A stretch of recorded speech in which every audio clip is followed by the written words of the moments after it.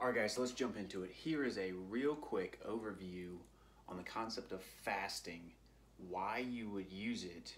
The idea of not eating nutrients is a little counterintuitive, especially in the health, performance, and fitness sector. But we're going to talk through some of the ideas of fasting, who should use it, who shouldn't use it, why is it beneficial, what's the point, and give you some ideas on how you can incorporate it. So, for starters, who is this video not for? If you are any of the following, then this is probably not the best idea for you. Longer fasts.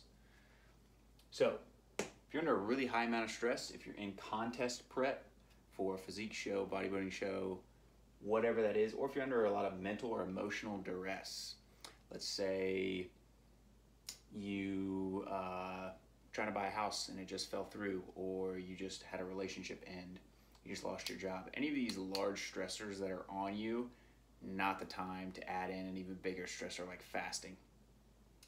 Obviously, well, this might not be obvious to some people, but if you are pregnant, or you want to become pregnant, or you are currently breastfeeding, probably not the best idea given that another small human is relying on you for nutrients. So if you're not taking in nutrients, they're not getting nutrients. Not the best idea. If you're highly sleep deprived, again, this feeds back into number one. If your stress is through the roof, fasting in itself is a stressor, and major stressor. So if you are already dealing with a stress bucket, in terms of that metaphor, that is overflowing, if you are continuing to add more and more stressor, in the case of more and more water, it is just going to overflow. And if you are dealing with any sort of nutrient deficiencies, or if you're eating the standard American diet, the SAD diet as it's known, if that is you, and you're dealing with nutrient deficiencies, even if you don't realize it because you're eating a less than ideal diet, then fasting is probably not the best choice. You need to get that dialed in first and foremost. Focus on the basics. Fasting is kind of the sprinkles on top of the donut, so to speak. Obviously, if you're a type 1 or type 2 diabetic and you have a tough time regulating your blood sugar already without insulin, then if you're going to be going through a prolonged period of time where glucose is not coming in, and that blood sugar is bottoming out and you can't pull that sugar out of your cells, that's not going to be the best plan either. So, fasting is not for you either. If you're dealing with any sort of hyper or hypocortisolism, also known as Addison's or Cushing's disease, these affect the adrenal glands, and this is very important because what the adrenal glands do is they essentially help you to mobilize or break down stored fuel, glycogen, typically, and then that puts it as glucose or sugar into the blood that then keeps your blood sugar regulated.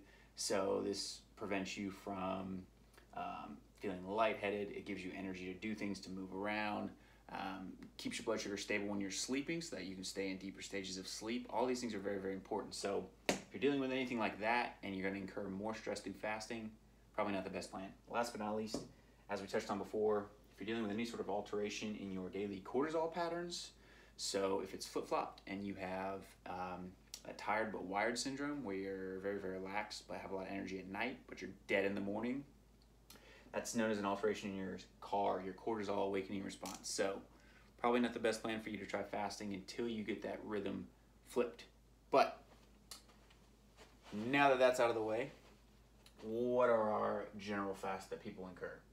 3 to 5 hours. This is fasting in between meals. So if you eat a meal at noon, you'll probably eat dinner again at 5. And if you're more of the fitness-minded individual, you're eating more frequently throughout the day, that might be closer to about 3 hours. 10 to 14 hours would typically be your fast overnight from when you stop eating dinner or eat your last meal until breakfast in the morning when you wake up and you get your day going. Now, those fasts can go longer, anywhere from 24 to 72 hours. And in those fasts, you have to be more mindful about how you approach them.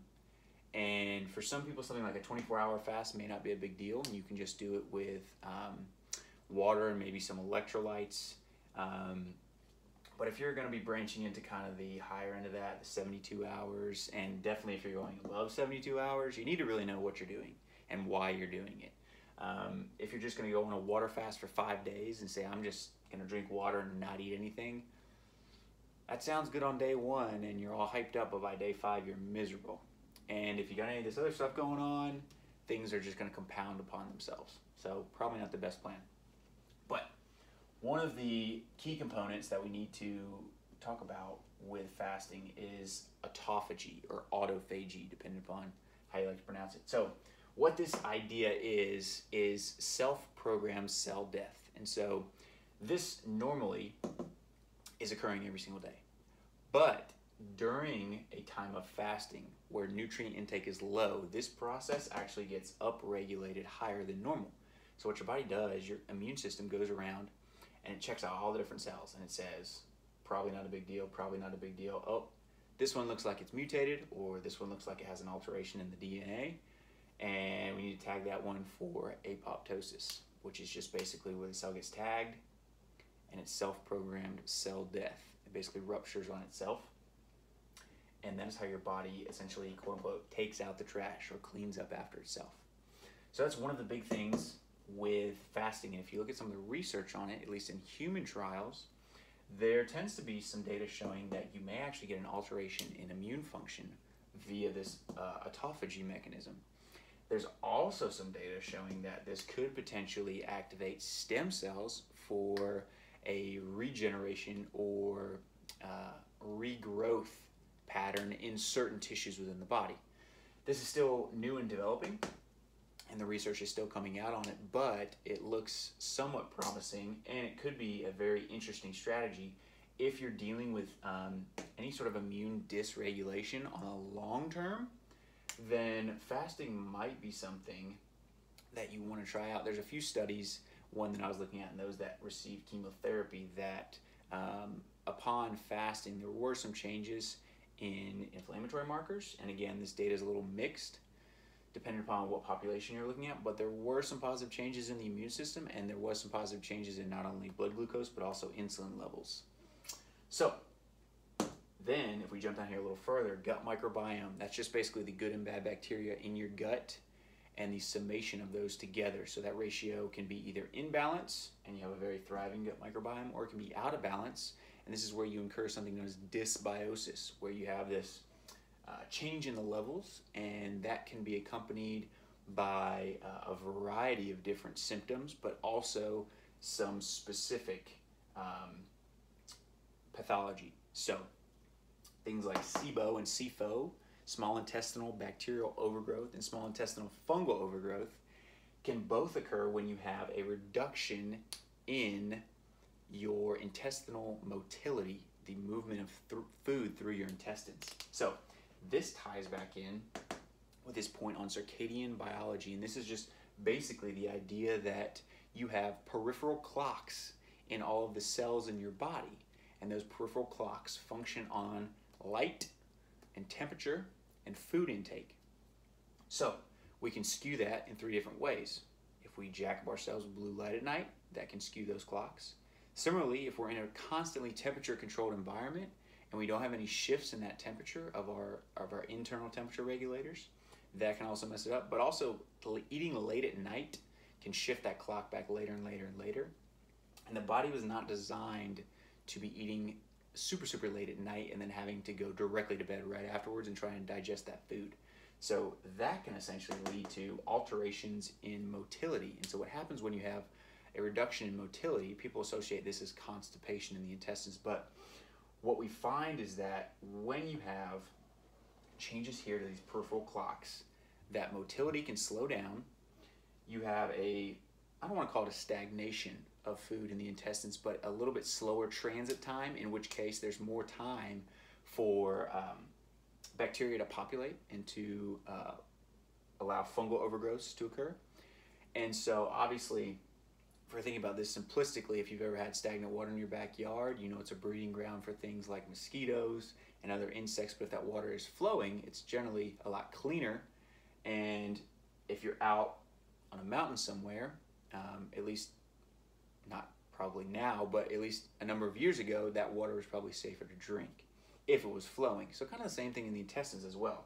And this is why grazing is probably not the best idea in the long term. So if you're constantly eating throughout the day, you're not giving your body time to fully digest those nutrients, get it out of your stomach, into your small intestine, into your large intestine, give it time to move all the way through, allow those nutrients to be absorbed. So when we talk about this 3 to 5 hour window, that is generally how long we want to see in between meals to allow this process, regulated by circadian biology, of motility to occur in the intestines. So what fasting can do is these bacterial and fungal overgrowths, and then there's another bacteria also known as candida. I think it's technically a fungus, but